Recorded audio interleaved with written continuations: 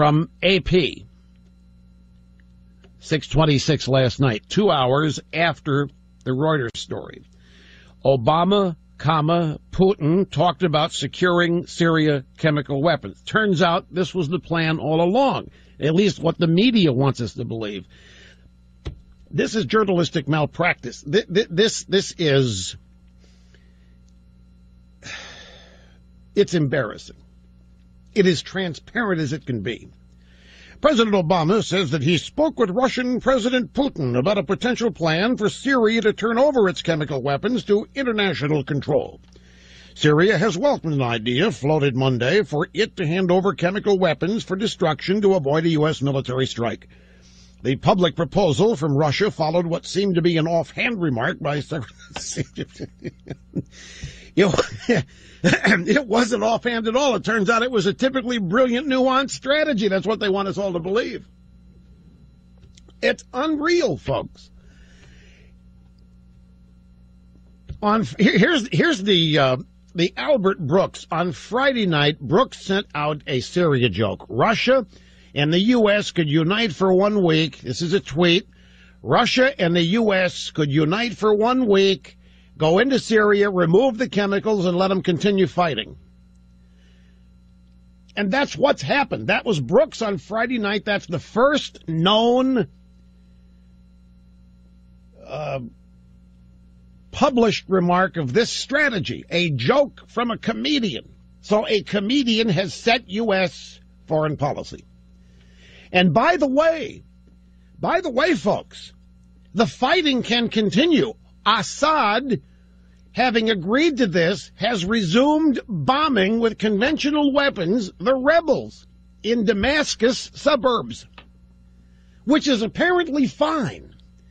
It doesn't, as long as you kill people with standard, ordinary, everyday bombs and cherry bombs and firecrackers and dynamite, that's cool. You use chemical weapons, you're going to really tick off John Kerry and Barack Obama, and so they're going to really move in there and do something. So the attack, whatever this all was started by, and everybody in our government thinking that Assad's a bad guy, he's taking out his own people, he's these blessed rebels, and he had to be stopped because he's using weapons of mass destruction, chemical weapons. And so Albert Brooks proposes a joke, and by the way, said let the fighting continue, to take the chemical weapons away and let them continue fighting, and may the best man win. And that is our policy. And the media is trying to make it look like that's what it was all along. Let's go to the audio soundbites. We'll start here at number 1. This is, folks, they're so excited. Kerry's,